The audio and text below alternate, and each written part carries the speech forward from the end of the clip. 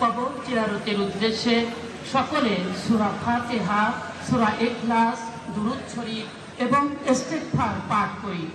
আউযু বিল্লাহি মিনাশ শাইতানির গায়রিল মাগদুবি আলাইহিম ওয়ালাদ-দাল্লিন। আমিন। বিসমিল্লাহির রহমানির রহিম। কুল হুয়াল্লাহু আহাদ, আল্লাহুস সামাদ, লাম ইয়ালিদ ওয়া লাম ইউলাদ, কুফুওয়ান আহাদ। আল্লাহুম্মা সাল্লি আলা মুহাম্মাদিন ওয়া আলা আলি মুহাম্মাদ كما صليت على إبراهيم وعلى آل إبراهيم إنك حميد مجيد. أستغفر الله ربي من كل ذنب وأتوب إليه. لا حول ولا قوة إلا بالله العلي العظيم. اللهم آمين. এখানে শায়িত শহীদ জাতির পিতা বঙ্গবন্ধু শেখ মুজিবুর রহমানের রূহের উপর বর্ষণ করুন। তাকে আপনি শহীদের মর্যাদা দান করুন এবং বেহেশতের অধিক সম্মানিত স্থানে অধিষ্ঠিত করুন এবং ফজিলাতুন নিসা মুজিব এবং পূর্বপুরুষ যারা কবরবাসী হয়েছেন সকলকে জান্নাতুল ফেরদাউস নসিব করে দিন। 1971 সালে বাংলাদেশের স্বাধীনতা যুদ্ধে যারা শহীদ হয়েছেন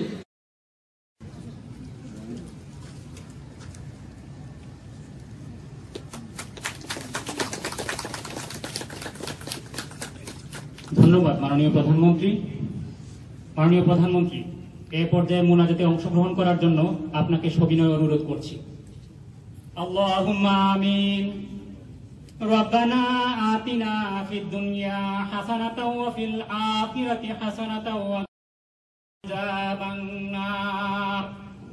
রব্বানা যালামনা আনফুসানা ওয়া ইল্লাম তাগফির লানা ওয়া তারহামনা লানাকুনান্না মিনাল খাসিরিন।